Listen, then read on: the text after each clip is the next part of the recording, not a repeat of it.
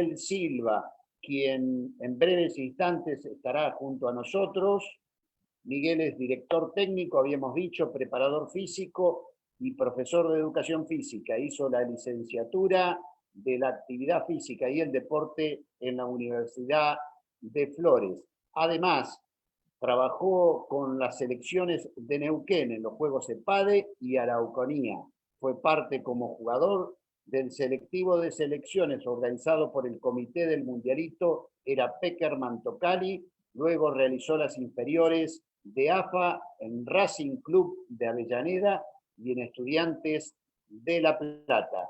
Siguió los pasos de su padre, Rubén Silva, un adelantado en las épocas de inicio de Mundialito. ¿Qué podemos decir además de Miguel Silva? De todo lo que dijimos, es técnico en gestión y administración en instituciones educativas. Ese curso lo hizo en el 2007. Emprendedor, propietario, socio gerente de EcoWater, socio complejo recreativo Cubito, técnico nacional de fútbol, curso realizado en el 2014. Aptitudes, emprendedor, me gusta proyectar y llevar a cabo el plan de acción, interacción profesional, organizador de actividades en masa, abierto a nuevas alternativas y experiencias, armado y perfeccionamiento de equipos de trabajo, líder y potenciador de líderes, amante de la salud y la actividad como medio de vida. Me apoyo mucho en la tecnología, nos decía el licenciado Miguel Silva, quien estará en breves instantes en esta jornada número 4 del primer curso, desde las bases al alto rendimiento, que organiza el Club Río Grande y que invita especialmente el método mundialista. Bueno, Miguel, aquí yo te quería mostrar unas imágenes y quería, luego de estas imágenes, que son 4 imágenes, quería consultarte, hacerte una consulta sobre lo que vamos a ver en este momento. Bien, Mario.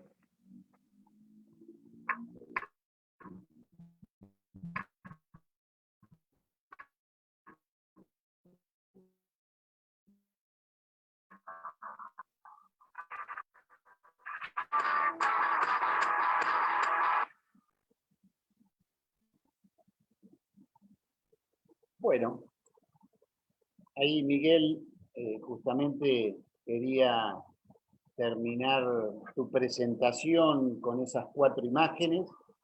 Sé que tenés un amor especial y viviste una época muy importante de lo que fue el trabajo en divisiones inferiores y lo que fue realización de grandes eventos aquí en la Patagonia Argentina. Me gustaría saber en qué influyó en vos, Miguel, esto de haber participado en un trabajo en conjunto nacional, de la formación de selecciones que vinieron de todo el país y durante 5 años el acompañamiento del técnico de la selección argentina, José Néstor Peckerman y Hugo Tocali. ¿En qué influyó en vos, a pesar de que hiciste las inferiores en Racing y Estudiantes, este momento vivido en tu juventud? Bueno, Mario, buenas tardes a todos. Muchas gracias por la invitación. Recordar esos momentos un poco marcaron el rumbo, ¿no? de la carrera que uno por ahí está haciendo, quiere hacer, ¿no? Recuerdo en esa época, fíjate que hace cuánto que no se marca este proyecto tan federal. Nosotros en esa época la zona era muy alejada de la capital. Hoy creo que estamos más cerca porque somos un referente de la parte energética, pero en esa época pensar en Roca, pensar en Neuquén y que vengan seleccionadores a nivel nacional acá, que se maneje un nivel tan grande de jugadores, que haya un filtro, que haya una logística, era muy grande y la verdad que siempre lo recuerdo con mucho cariño, con vos, con toda tu iniciativa. Me recuerdo mi padre también estando como profesor de educación física en alguna entrada en calor. Y después de ver varios jugadores que después lo veíamos en la tele y que seguramente lo cruzamos en el campo de juego, concentramos con ellos o hicimos actividades, ejercitaciones con vos o con Peckerman y la verdad que a uno le saca una sonrisa siempre. Y apunta en algún momento en pensar cuándo van a volver estas actividades que le hicieron también al fútbol argentino, ¿no? Que dieron sus frutos. Ese será el espacio que tendrá la gente joven como vos, Miguel, que tiene gran experiencia en el fútbol con la edad que tenés, haber vivenciado esos momentos, haber participado de esas elecciones y bueno, tu decisión posterior de ser lo que sos, tu experiencia como entrenador, tu experiencia como docente, hay que felicitarte, agradecerte que estés junto a nosotros y bueno, dejarte el espacio para que pongas adelante esa ponencia que sé que la has preparado con mucho cariño y lo que tiene esto del Club Río Grande es la posibilidad que los técnicos y profesionales regionales también intercambien a nivel internacional con gente tan importante como en este caso lo vamos a tener a Chávez. Así que gracias Miguel y por supuesto te vamos a escuchar en esta ponencia tan importante que preparaste. Muy bien, Mario, muchas gracias. Gracias por la invitación a todos los profes, Cristian, Mario, todos los profes de Río Grande y al Método Mundialito. Gracias por la presentación. Y bueno, voy a pasar a compartir pantalla, ¿sí? ¿Se escucha bien, no? Bien, vamos a compartir. Bien. Bueno, un poco, a ver si ahí está. Bien, ustedes me lo ok, si se está viendo, está todo ok. Bueno, un poco presentar y saber más que nada mi marco teórico, por qué llegué a algunas conclusiones o por qué llegué a empezar a poner en palabra pensamientos, ¿no? Soy licenciado recibido hace muy poquito, me recibí de grande, ya el año pasado. Volví a los estudios, me empecé a estudiar quizá con profes que eran más jóvenes que yo.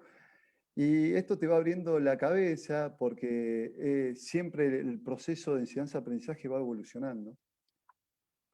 Me dediqué de muy chico a trabajar con conjuntos con adolescentes, preadolescentes y gente adulta. Y de una vez que me recibí, seguí ligado al deporte, trabajando en escuelas y ligado en ciertos clubes, acompañando algunos proyectos de mi padre, y por ahí me lo encontré de Mario en ese camino, tuve la suerte, y empezar a formar mi conocimiento, ¿no? Con mucha inexperiencia, muy mejorable todo lo que hice, pero también he hecho cosas buenas que le he querido dar el nombre o he querido poner palabras para estas cosas. En el año 2008-2009, el Club Patagonia acá, que se especializa en la formación de jugadores, le da como prioridad, se animó un grupo de dirigentes a invitarme a dirigir el equipo de primera, teniendo en cuenta que era muy posible que que tenga menos edad que ciertos jugadores que iba a tener como alumnos, como jugadores en el equipo de primera. Sin dudarlo dije que sí, porque bueno, a esa edad uno tiene el ímpetu juvenil y me lancé, quizás sin estar preparado, pero lo hice como muchos de ustedes o en ese momento de juventud. Y tuvimos la suerte, la casualidad o la causalidad del 2010 salir campeones con un equipo totalmente juvenil, con algunos jugadores de experiencia y jugando una final justo con la contraparte, contra un equipo experimentado, de mucho ruedo, de Federal, en esa época creo que era Federal C. Y ahí dije, bueno, qué hermoso que es esto me gusta, esto me encanta, me quiero dedicar a esto. Pensé, ¿no? Dije, listo, ya le encontré la vuelta a esto y me mando y voy a vivir de esto. Pero me di cuenta, quizás es un reflejo de muchos profes, ¿no? Que es muy difícil vivir del fútbol. Y acá más en la zona no se puede vivir, no se puede mantener una familia, no se puede construir una casa, no se puede alquilar. Entonces, como profe, uno tiene que trabajar en distintas escuelas o en distintos emprendimientos para poder darse el gusto de vivir o de estar relacionado con el fútbol. En un momento, bueno, me tuve que alejar del fútbol porque, bueno, tenía compromisos laborales.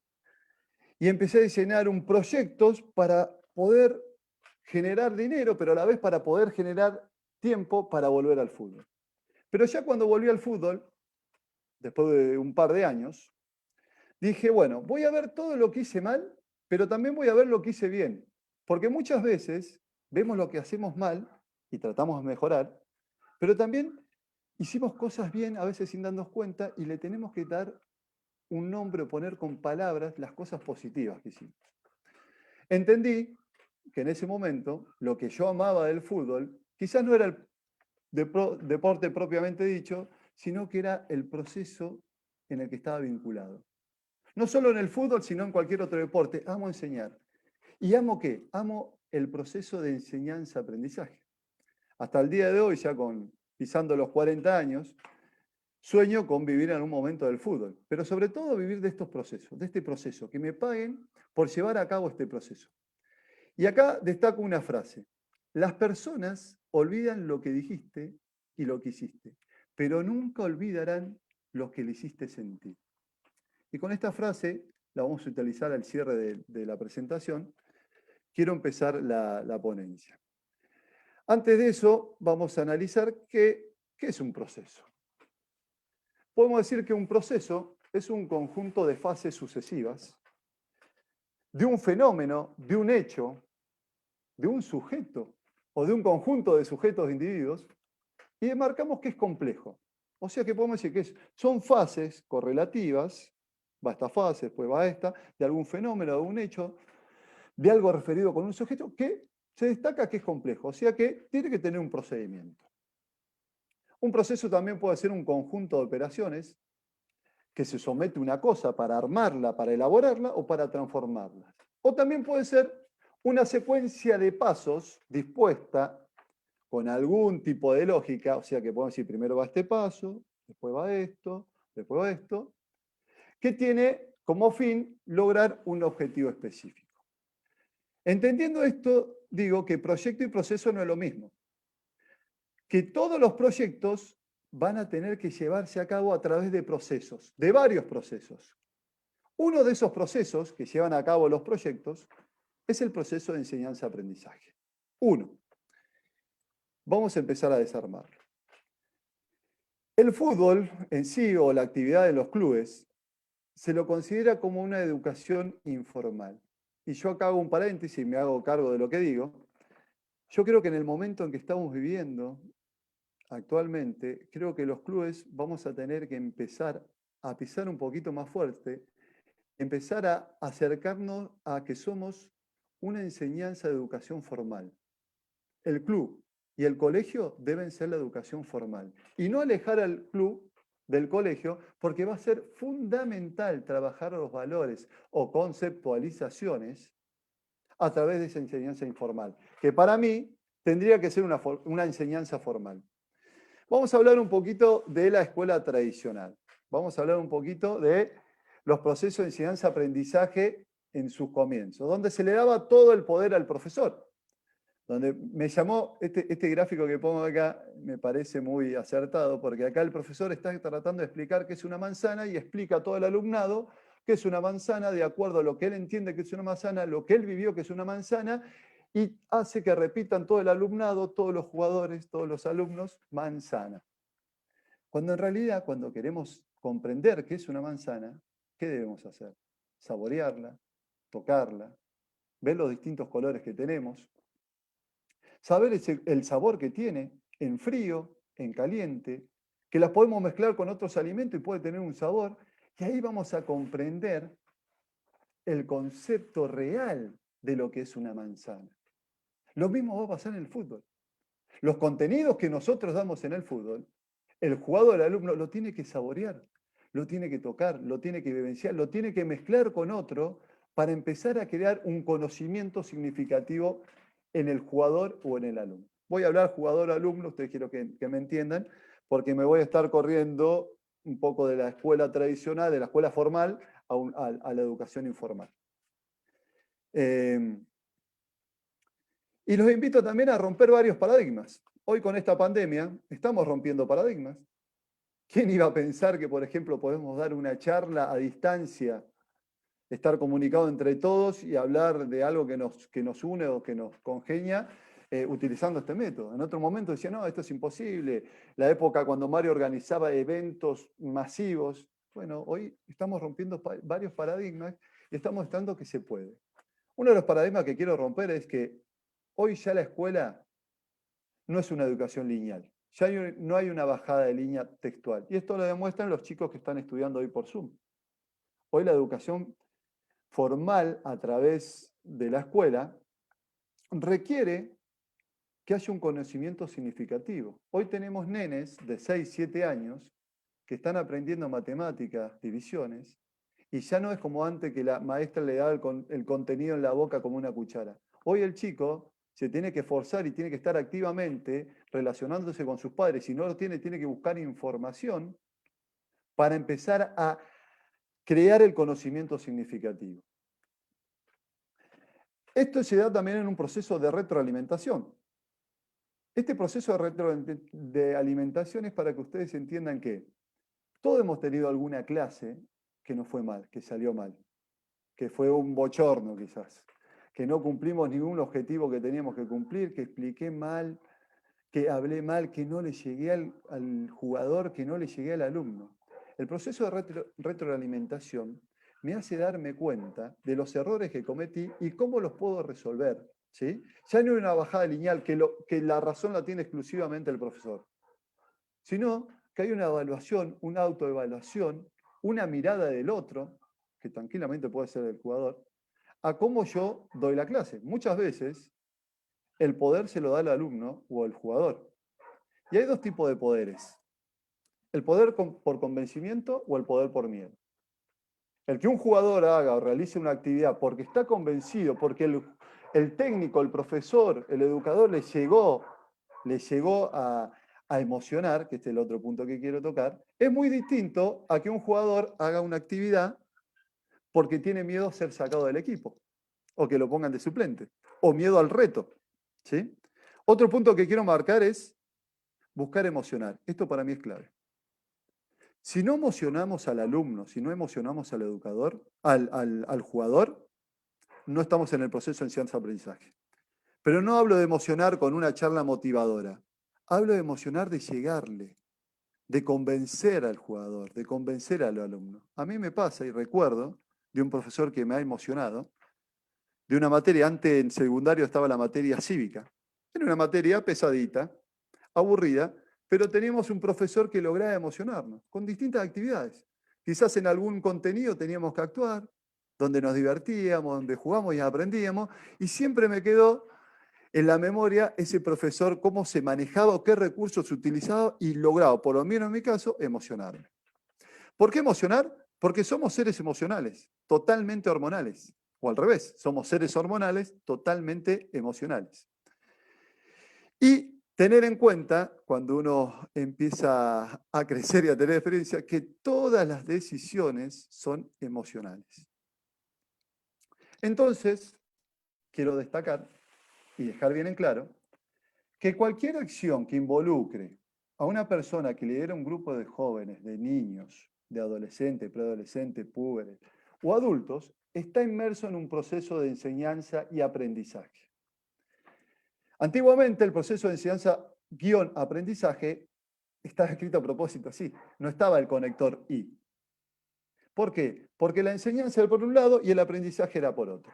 Hoy por hoy, estas dos palabras se relacionan entre sí y si no hay una relación activa, no hay un proceso de enseñanza-aprendizaje. Por lo tanto, todos los que estemos trabajando con niños tenemos que tener una responsabilidad y tenemos que ser docentes a la hora de pararnos frente a un grupo. El proceso de enseñanza-aprendizaje es aquel que se produce de un modo intencionado. Tiene que haber una intención, se tiene que dar.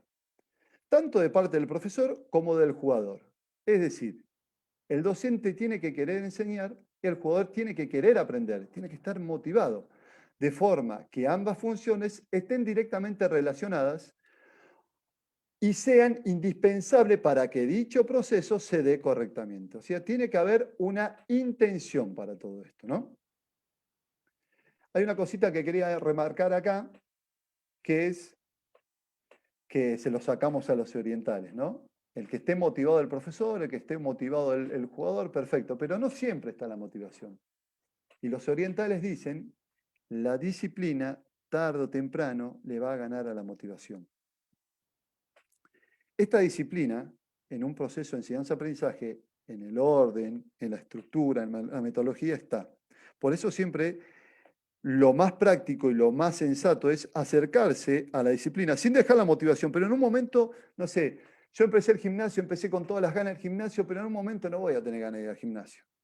Pero la disciplina me va a llevar que este proceso continúe, esta transformación física, energética que estoy haciendo en mi cuerpo, continúe en base a la disciplina. Por eso quería remarcar esto, es una frase oriental, de que la disciplina siempre le va a ganar en algún momento a la motivación. Elementos implicados en el proceso de enseñanza-aprendizaje. Bueno, lo que veníamos hablando. La figura activa del maestro y del profesor y del estudiante, ¿no? El estar involucrado, que no sea una bajada de línea lineal, sino que estar involucrado, buscarle la vuelta, entender, el leer, el acercar, el leer la situación en que está inmerso este proceso. Otro punto es la comunicación abierta y fluida entre los docentes y los jugadores, fundamental. Sobre todo cuando hay una gran brecha generacional, ¿no? Ya cuando uno va creciendo y se está dando cuenta que algunas cosas ya no eran como eran antes, uno se tiene que acercar escuchando, entendiendo, siendo un poco más flexible en algunas cuestiones para poder cumplir el objetivo que es emocionar y llegar al jugador. Tener determinación clara de objetivos, claro los objetivos, a dónde vamos, qué vamos a hacer, y que estos objetivos se puedan cumplir, para que se produzca una sinapsis neuronal positiva, ¿sí? Algo positivo en el cerebro. Ah, mirá, hicimos todo este esfuerzo y conseguimos este objetivo. Lo cumplimos, ah, mirá qué bueno. Entonces, acá remarco siempre que es muy positivo en el proceso de enseñanza-aprendizaje remarcar las cosas logradas, ¿sí? Porque esto hace que el proceso se empiece a leer como que va por el buen camino. La puesta en práctica de metodologías adecuadas para la transmisión y aplicación de los conocimientos. Tratar de entender la motivación que pueden tener nuestros jóvenes, nuestros niños, los distintos ejercicios, que a veces no tengan que ver exclusivamente con el contenido que estamos dando. Otras veces pasa por otro lado y la sesión o el entrenamiento puede pasar por otro lado, por aspectos sociales, por aspectos vinculares entre pares, por aspectos recreativos, que está bueno, que está bien que pase. Otro punto, la existencia de diversos medios y recursos educativos para facilitar el aprendizaje. Bueno, en la siguiente pantalla les quiero mostrar algo referido a esto. Hoy por hoy la tecnología la tenemos cerca de nosotros, muy palpable. Yo recuerdo, creo que Mario Cesarín estaba en eso también.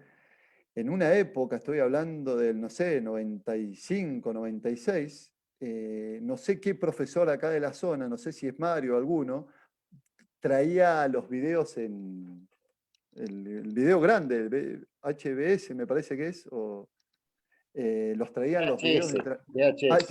Del Bueno, no sé si... curso de Italia, del curso que había Exact... yo hecho en Italia.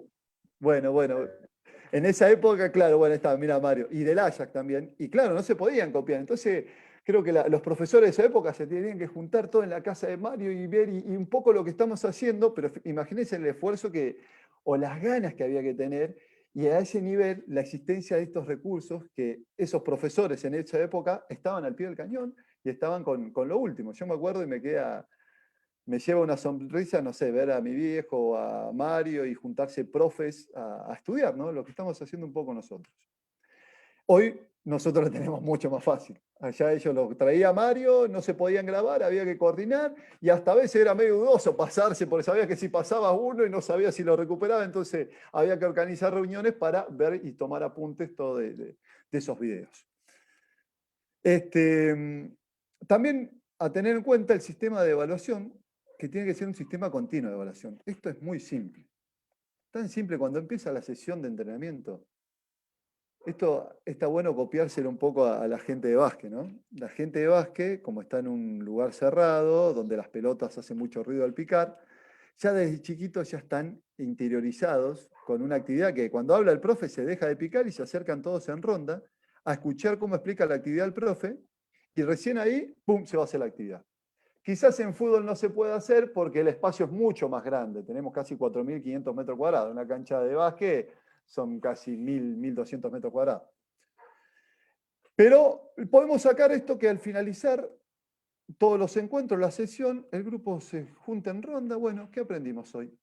¿Qué piensan? ¿Cómo lo vimos? ¿Cómo lo resolvimos? Nos faltó más, ¿no? Me parece que la sesión que viene vamos a tener que seguir contenido porque no cerramos. Muy bien cómo quedó hoy la sesión. Es más, le podemos agregar este ejercicio. Este tipo de vínculo que hay entre docente y jugador me parece fundamental y es un sistema de evaluación, ¿sí?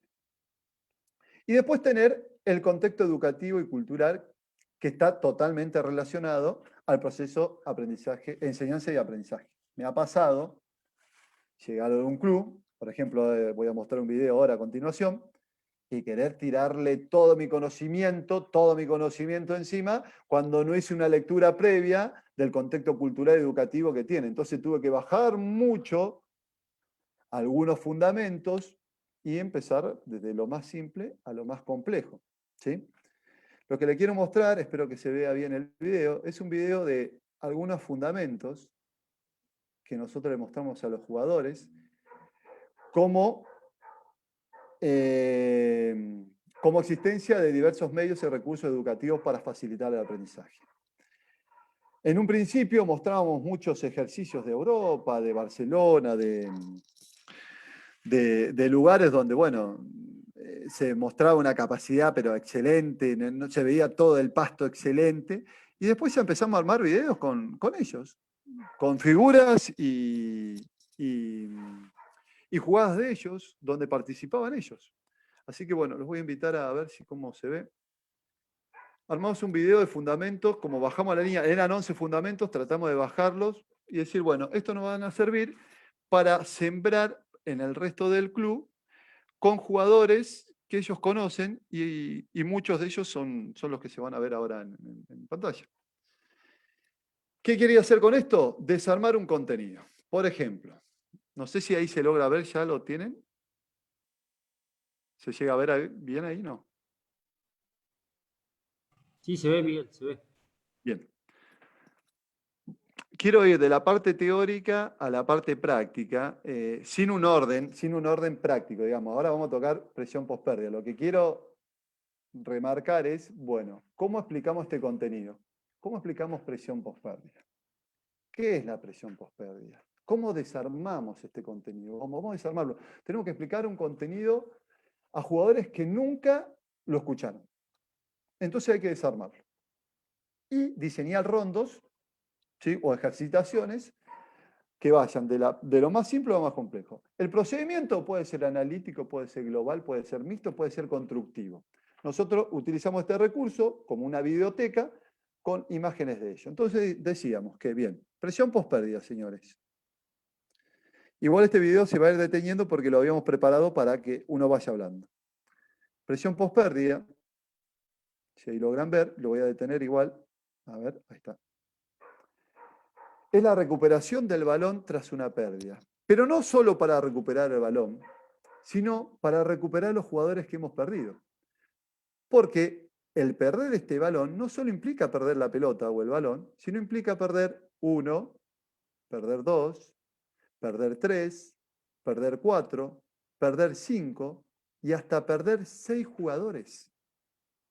Entonces, qué importante que sería esa recuperación tras pérdida. ¿Para qué? No solo para recuperar el balón, sino para volver a recuperar esos jugadores que los teníamos en posición de ataque. ¿Cómo hacíamos eso? Presionando al que tiene la pelota, el jugador más próximo, con un compromiso, con una convicción ante esta situación y con una lectura coordinada de todo. No es que uno solo, por eso le digo que es tan complejo. Tiene que haber una coordinación grupal. No puede ser una aventura de uno solo, sino tiene que ser una coordinación grupal, ¿no? Entonces, ante la pérdida del balón, ahí le di play para que siga.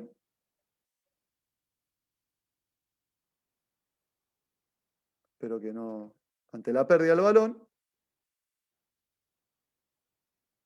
ya empieza la presión del lateral por derecha, por izquierda, la presión del volante, la presión de un volante interno, la presión del delantero. Lo positivo de esta imagen, que se logra hacer el gol, entonces queda como una sinapsis positiva en aquel que ve el documento, ¿no?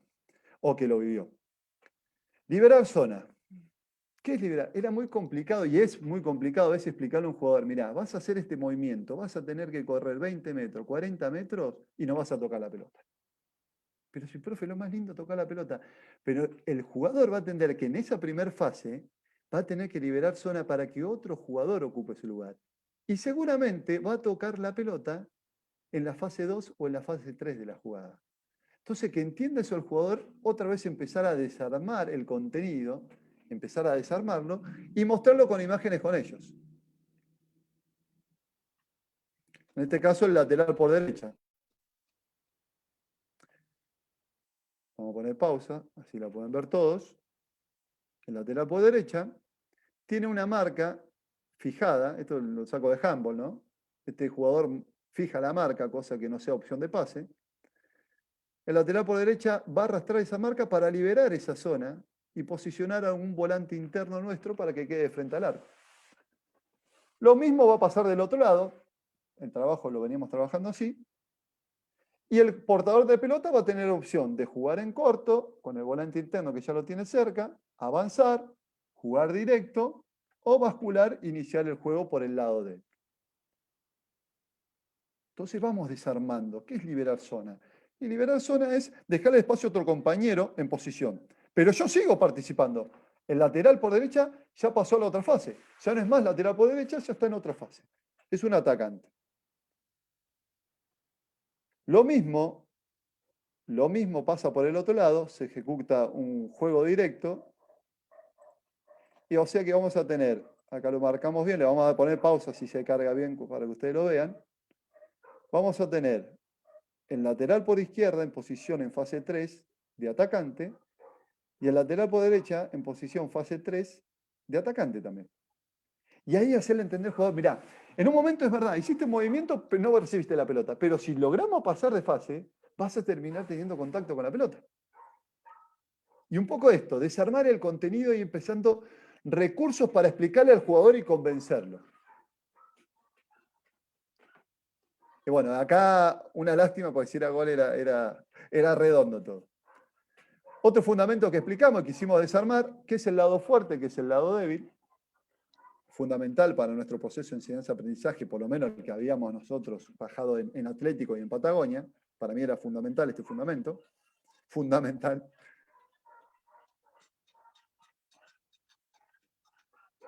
Bien.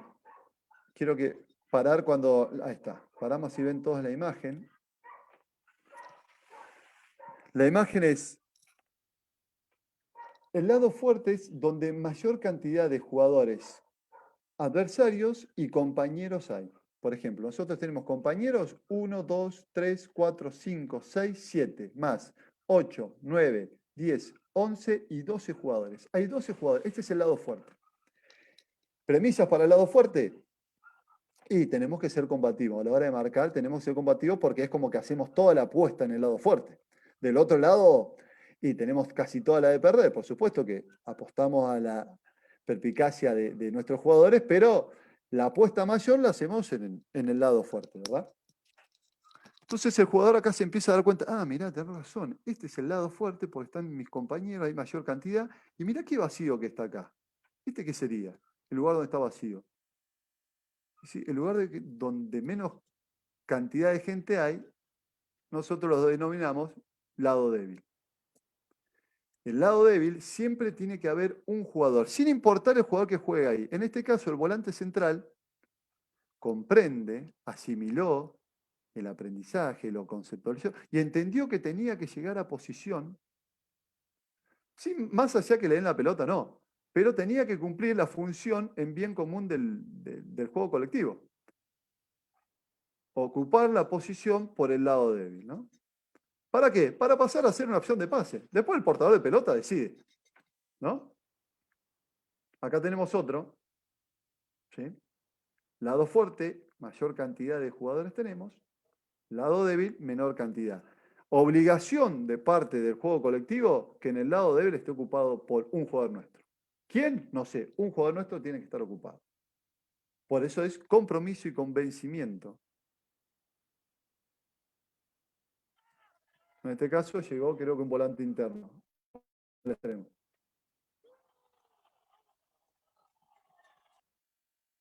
Bueno, y así un poco mostrar, doy otro ejemplo acá y ya pasamos a la parte teórica.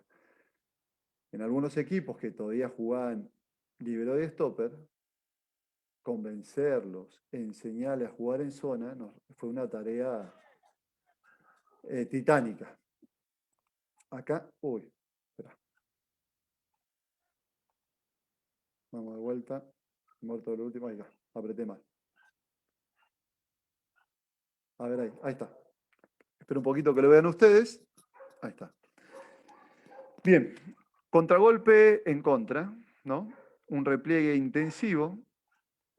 Tratamos de priorizar la calle central, entendiendo que en su momento separamos la cancha en calles laterales y calle central. La calle central le pusimos el número 2, porque una calle es número 1, la calle central número 2, la otra calle lateral número 3.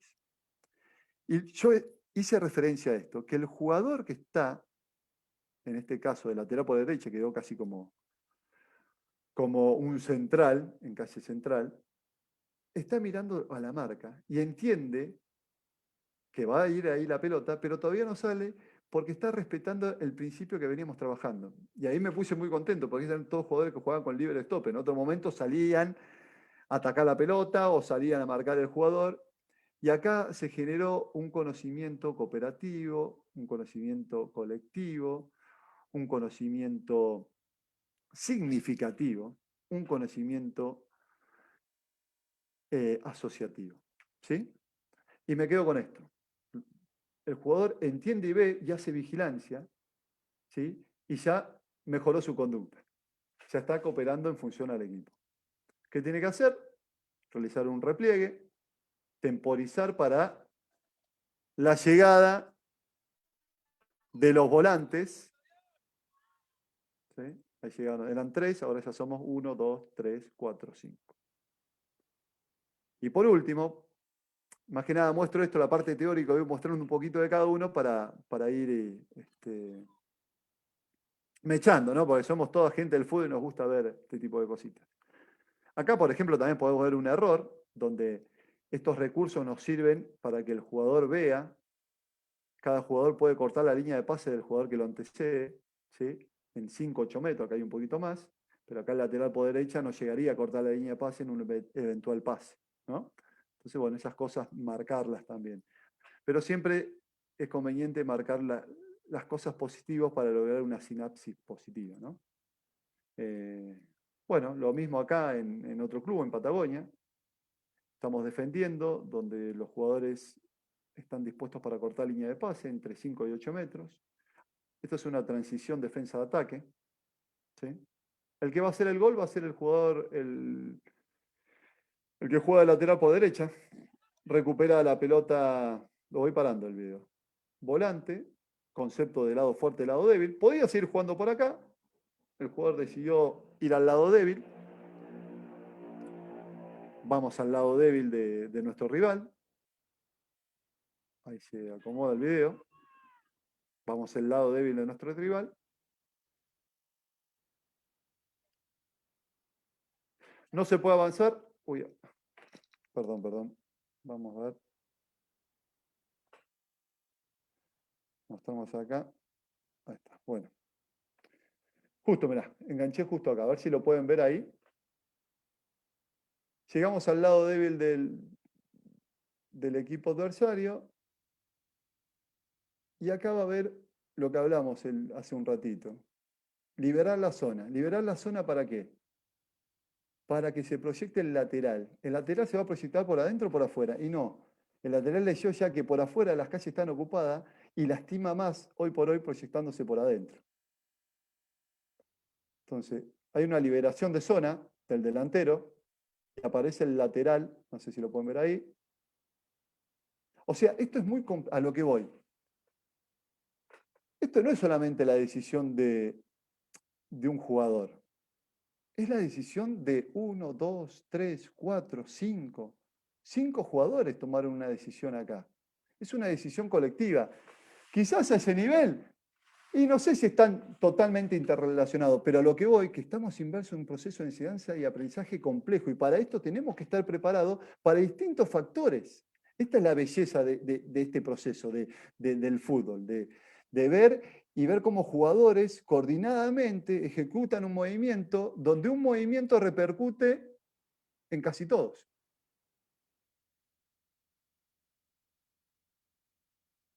Bueno, y tuvimos la suerte de que sea un golazo.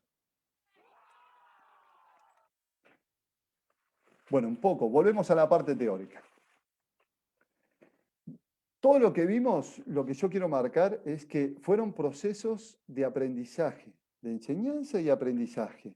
¿Cómo lográbamos o qué recursos utilizamos? Y eran videos. ¿Cómo otros recursos? Rondos. Otros recursos, situaciones de juego dentro del campo. Otros recursos, hay miles de recursos, pero están todos inversos en el proceso de enseñanza-aprendizaje. En un curso que se hizo cuando Abel Baratti era intendente de la ciudad de Cipolletti, generó el Día de la Educación Física, habían varias propuestas interesantes y me acerqué a escuchar un curso que justamente se llamaba Una propuesta didáctica.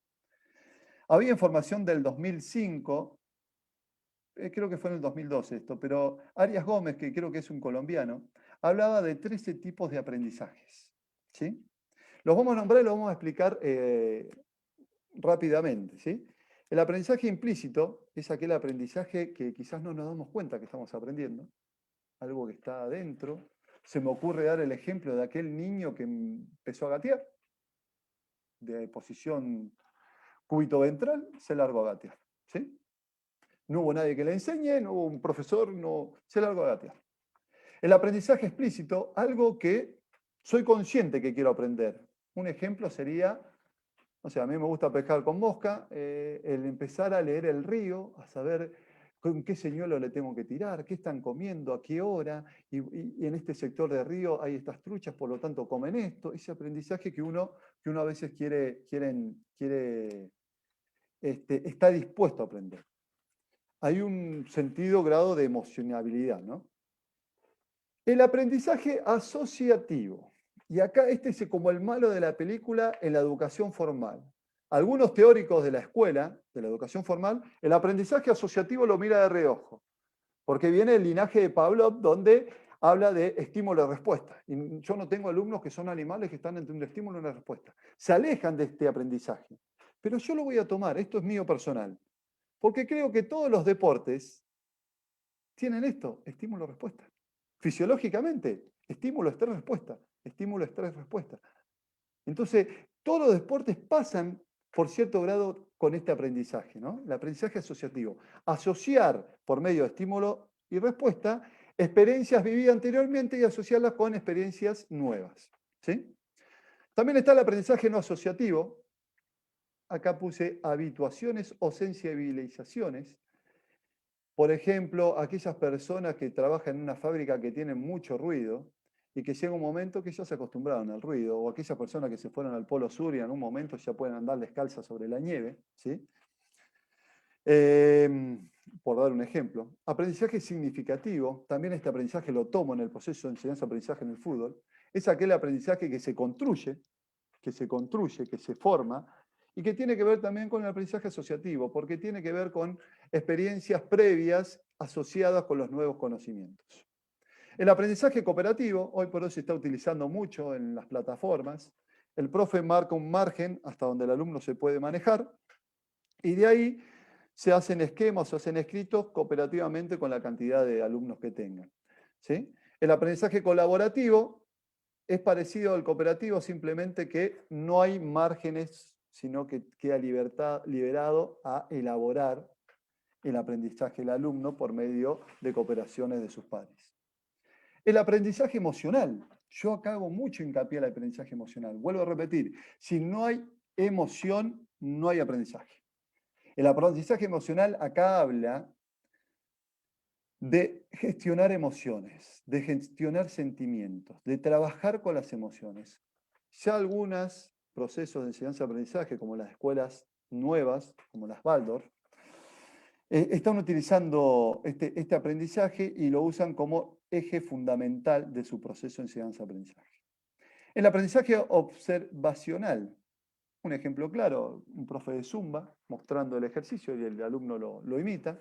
El aprendizaje experiencial a través de la experiencia. Acá se necesita que el alumno sea activo. No puede ser pasivo, tiene que ser activo para ir buscando y a través de la experiencia, de errores, prueba de error, va descubriendo el aprendizaje. Aprendizaje por descubrimiento, ¿sí? Está liberado a la capacidad del alumno y a distintas fases, porque va avanzando y va descubriendo, y ese descubrimiento lo lleva a otro descubrimiento, ¿sí? También ligado al aprendizaje asociativo. El aprendizaje memorístico, que hoy por hoy está dejado de lado, pero es importante hoy por hoy, ¿cuántos se acuerdan el número de su mamá o de su mujer de memoria? Vamos al celular y lo vemos en contacto. Hoy ese aprendizaje es importante tenerlo porque estimula otros aprendizajes. Todos estos aprendizajes están vinculados entre sí, se relacionan entre sí. Entonces es importante siempre tratar de mechar y utilizar uno y utilizar el otro. Y el último, el aprendizaje receptivo. Esto es la bajada de línea que hablamos en un principio. El profesor baja algo, lo recepciona el alumno y quizás lo utiliza solamente en ese momento y no más. Yo, en el proceso de enseñanza-aprendizaje en el fútbol, destaco el aprendizaje significativo, el aprendizaje asociativo, el aprendizaje emocional, el cooperativo, ¿sí? Varios de ellos, pero esos son los principales que destaco. Aprendizaje significativo, ayudar para construir. Se podría decir que el aprendizaje significativo es el aprendizaje que se construye a través de las experiencias, ¿sí? Ya que gran parte del proceso del aprendizaje, el pequeño utiliza experiencias vividas como referencias, ¿no? Se me viene a la cabeza esto. Por lo menos hablado con muchos jugadores referentes acá de la zona, me dicen, yo le doy mucha importancia a la recepción orientada de grande, porque como ya no estoy corriendo como corría antes, con la recepción orientada ya gano unos tiempos, le saco tiempo a mi rival en cuanto a la marca. Y digo, qué bueno esto, pero qué importante hubiera sido que lo aprenda de chico y no ahora. ¿Se entiende? A lo que quiero destacar acá es que con experiencias previas que tiene un jugador, empieza a sumar nuevas experiencias y empieza a asociar un conocimiento y empieza a formar su propio conocimiento. Lamentablemente, estos jugadores que entienden que hoy la recepción orientada es funcional para su juego, porque ya no se pueden desplazar como antes, lo hicieron en una etapa que lamentablemente pudo haber sido mucho antes, ¿sí? Hoy yo sé que en Europa se le da mucha importancia, por ejemplo, a esto, y todos los jugadores ya desde, no sé, 7, 8 años, es el ABC la recepción orientada. Cuando acá, por lo menos en mi zona, todavía tenemos que hacer mucho hincapié en jugadores todavía de primera. Después otra cosa, por supuesto que la ejercitación por repetición que vamos a ver en el fútbol, ya sea por el método analítico, por el método global, por el místico, por el constructivo, nos va a llevar a una asociación del gesto técnico. ¿Para qué? Para economizar energía y tiempo. Y esto lo hace una asociación de gestos previamente adquiridos. O sea, un jugador que ya incorporó el movimiento no pierde tiempo después en pensar el movimiento, sino que va a economizar el tiempo y energía. Después está en él en qué momento de la cancha lo utiliza, ¿sí? Quiero que analicemos esto. Analicemos un gesto grupal coordinado, que eso es lo más complejo. ¿Cómo enseñamos un gesto grupal coordinado? Hablemos de los rondos. Hoy los rondos están en la boca de todos. Está excelente. Llega el profe a la entrada en calor en rondos, pero nuestros jugadores, ¿saben para qué hacemos el rondo? ¿Saben cuál es el objetivo de este rondo y por qué? En un momento lo pensé y dije, bueno, mira, voy a empezar a armar los rondos en las distintas sectores de la cancha. Por ejemplo, si armo un rondo donde hago tenencia, un 5 versus 3 o un 5 versus 2, voy a poner los jugadores que juegan en ese sector de la cancha. ¿Sí? Por supuesto que en etapas formativas voy a ir rotando, pero les voy a hacer sentir, bueno, mira, vos Miguelito, si estás jugando de central, el rondo te vas a parar acá porque vas a tener esta disposición de juegos. Y lo que pensé más adelante fue que, bien, para armar los rondos, voy a armarlos con nombre y apellido. Entonces, yo armaba en la explicación los rondos con los nombres de los jugadores. Los amarillos son los que van a trabajar específicamente el concepto de tenencia y los rojos quizás, en este ejercicio, digo quizás porque muchas veces lo hacíamos, estén haciendo algún trabajo intermitente porque van a estar queriendo recuperar el balón y van a estar también en conjunto con el profe. Yo voy a estar trabajando conceptos o fundamentos, ¿sí? de salida o de tenencia. Entonces ya lo ponía a cada jugador con su nombre. ¿Y dónde va? Donde el jugador ya empieza a ver su nombre, ya le genera una motivación, o por lo menos una atención. Después el jugador ya puede empezar a interpretar. Ramírez, yo puedo desplazarme en lugar de Aguirre, y puedo generar un 2 contra 1 con Aguirre. Puedo entrar en lugar de Picante y jugar con Picante un 2. Entonces empiezan a generarse varias situaciones donde el proceso de enseñanza-aprendizaje empieza a hacer sinapsis y al entendimiento del jugador. Lo fundamental es que el jugador entienda por qué hacemos el rondo, dónde lo hacemos, qué opciones vamos a tener, y ahora llevemos a una situación donde nosotros estemos inmersos en una situación real. Bien, lo hacíamos, esto fue un partido amistoso. ¿Los nombres que estaban viendo?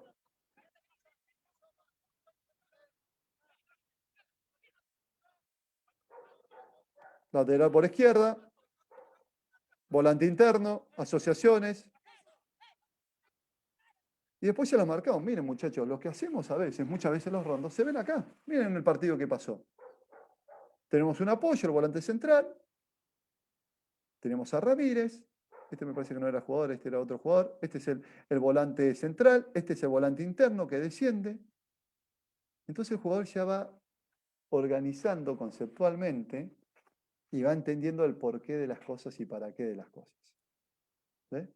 Un apoyo, otro apoyo, el interno que pasa a jugar adentro, acá el lateral se tiró por adentro, no hay que ser tan estructurado, pero ya le marcás, mira, el rondo que estuvimos trabajando en la semana se dio acá.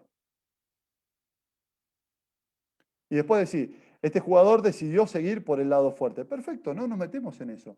Sí, le podemos explicar, tenías la opción también de salir al lado débil, lo que vimos hace un ratito, mira.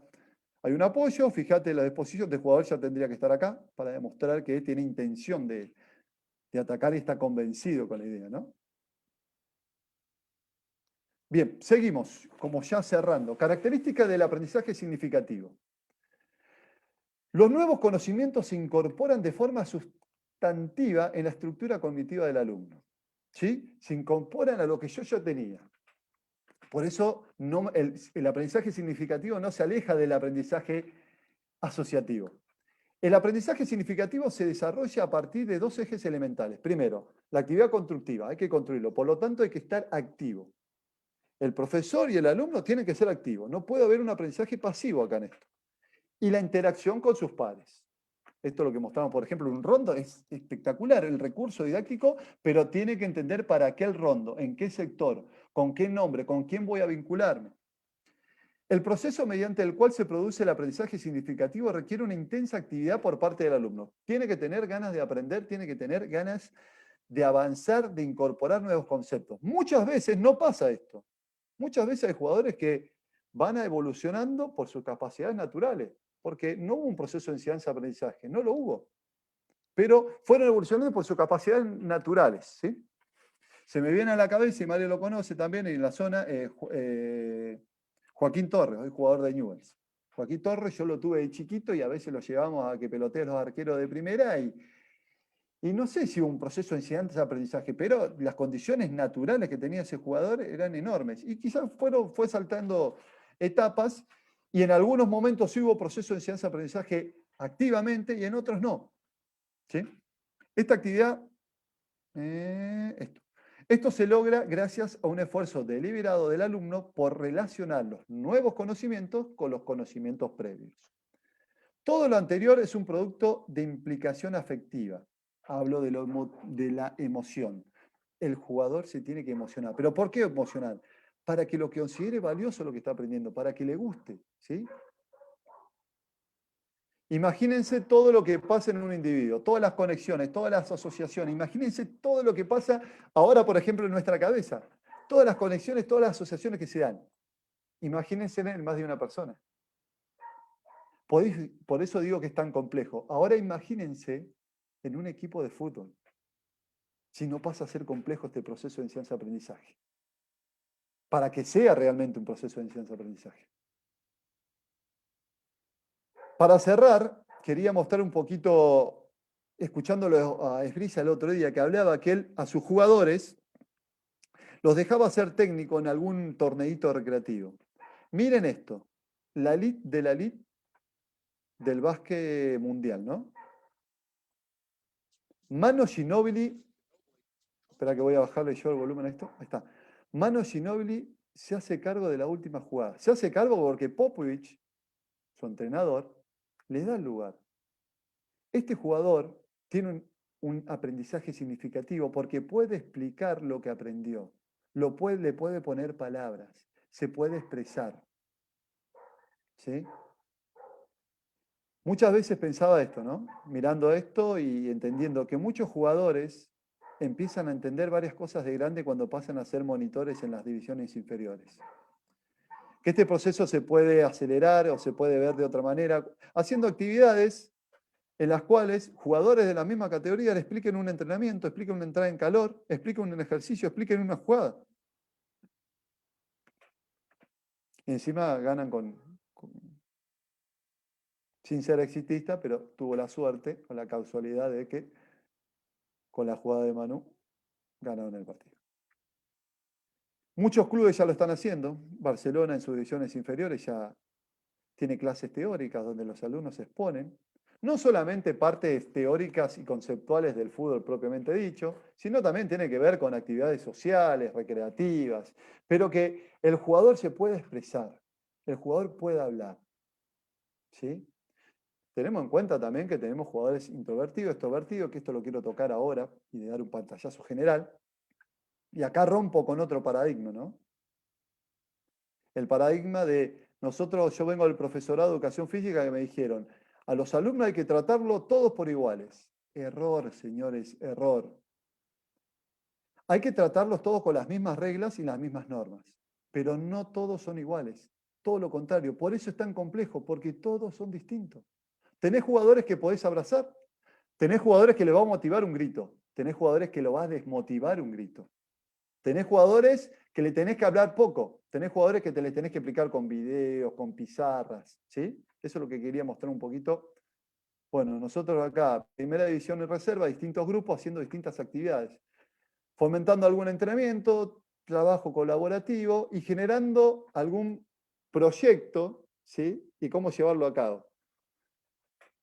También se daba los vínculos intersociales, interrelacionales, que estaba bueno. La verdad que en su momento lo hacíamos nosotros y en otro momento del club ya se acercaron docentes especializados en este tipo de actividades. Pueden ser coaching o pueden ser psicólogos especialistas en relaciones interpersonales, que era el caso que teníamos, un grupo de chicas excelente, ¿sí? Y por último, hablar un poquito de esto. Esto lo marco el que quiere investigarlo, pero a mí me abrió mucho la cabeza y es verdad, ¿no? Lo tomo. Proceso neurolingüístico. Allá por la década del 70, década del 80, Richard Bandel, informático, y Johnson Grinder, psicólogo, crearon este proceso en base a estudios y estadísticas de los comportamientos humanos. Llegaron a la conclusión de que el ser humano se establece en tres zonas que interactúan entre sí, pero siempre una es más preponderante que la otra. ¿Sí? ¿Cuáles son estas tres zonas? La zona visual, la zona auditiva, la zona kinestésica. Y a ver, ponete a analizar vos qué sería. Yo, por ejemplo, yo soy kinestésico. Yo necesito moverme, necesito sentir, necesito aplaudir, tocar. Soy medio hiperkinético. Pero también tengo en cuenta que tengo jugadores que pueden ser visuales, que pueden ser auditivos. El visual, por ejemplo, no le gusta que lo toques. Lo entiende todo por imágenes. No es de hablar mucho, lo que dice lo dice conciso. El auditivo sí, le gusta hablar, le gusta expresarse, a veces habla más de lo que tendría que hablar, ¿sí? El kinestésico es un poco desordenado, pero le gusta moverse, aprende haciéndolo, aprende haciéndolo. Y entonces, como docente, tenemos que saber que todos los jugadores pueden estar en estos planos y empezar a descubrir en qué plano está cada individuo. Y es muy complejo. Sabemos que a algunos jugadores le podés hablar, otros lo podés abrazar, otros lo podés gritar. O como compañero, el que ha jugado al fútbol sabe, los grandes líderes sabían cómo tratar a todos no lo trataba de igual manera, sabía cómo tratarlos. Y acá dejo un bosquejo. Visual, aprende copiando, no se puede quedar con la incertidumbre, le agarra un estrés y no entiende algo y se va sin entender, le agarra un estrés y la pasa mal. Se cansa si escucha mucho tiempo seguido. El visual te hay que ser conciso, 2, 3 cositas y hay que elegir bien las palabras. El auditivo aprende escuchando, le gusta la música, necesita hablar, necesita el vocabulario, necesita que siempre haya ruido, le gusta escuchar, pero necesita hablar para que su manera de aprender, sería su manera de tomar apuntes. Necesita hablar para incorporar el conocimiento. El kinestésico necesita moverse, necesita tocar, ¿sí? Normalmente es más auditivo que visual y se aburre fácilmente. El kinestésico es aquel que se te fue enseguida de la clase, ¿sí? Entonces, los invito a que investiguen un poquito más de esto porque es fundamental en el proceso de enseñanza y aprendizaje el hacer una lectura de los jugadores que contamos y saber que a todos no los podemos tratar por igual. Miren qué hermoso proceso. Qué lindo proyecto con distintos procesos, ¿no? Siempre a uno se le viene marcando la diferencia a varias camadas que hemos tenido, ¿no? Cada uno habrá tenido su camada que... Pero sabemos que estos procesos de jugadores inferiores jugando en primera división y después la gran mayoría jugó en la selección de su país y salieron campeones. Entendiendo que este grupo de jugadores eran todos distintos, que no se los podía tratar a todos de la misma manera. Ya te das cuenta. Bueno, en este caso, ¿se lo podía tratar a Messi igual que a Puyol? No sé, igual que a Piqué. Entonces hay un proceso que hay que tener en cuenta muchas cosas. Por eso decir que el proceso de enseñanza-aprendizaje requiere una responsabilidad tremenda de parte de nosotros. Y ahora sí, para cerrar, destacar esto, el síndrome de Superman. Esto siempre lo pensé, pero quizás Martin McCain fue el que puso las palabras para esto, ¿no? ¿Qué es el síndrome de Superman? Yo creo que en todos lados, sobre todo en Latinoamérica, sobre todo en Argentina, tenemos este síndrome. El síndrome de que saber que una persona sola nos va a salvar. Va a venir un presidente y nos va a salvar. Va a venir un ministro de Economía y nos va a salvar. Va a venir un técnico, nos va a salir campeón y nos va a salvar. Va a venir Messi y nos va a salvar. Va a venir un jugador y nos va a salvar. Y esto es un error. Se lo destaca a San Martín, que libertó casi toda América. A Bolívar, que libertó una sola persona. Y es un error. Ese es el síndrome de Superman. El armar grupos de trabajos que sean conscientes que están en un proceso de enseñanza-aprendizaje. Trabajar todos en comunión. Fíjense, las grandes empresas trascienden más allá de las personas. Porque hay un proceso, porque hay un modelo, porque hay un proyecto. Y he entendido en este tiempo que los mejores no son los que saben más, sino que los mejores son los que desarrollan sistemas educativos de colaboración. Y quiero dar este pequeño granito de arena para que de una vez por todas tratemos de respetar los procesos, de ayudarnos entre todos, de fomentar y trabajar coordinadamente y respetar y hacer hincapié en los procesos de enseñanza y aprendizaje, que van a ser fundamentales para las generaciones que vienen. Porque si no, así siempre vamos a volver a empezar.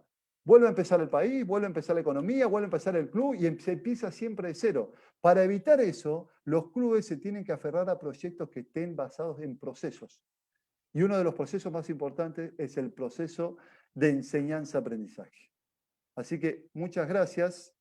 No voy a robar más tiempo, así que bueno, le dejo la palabra a Iván. No sé si Iván ya está.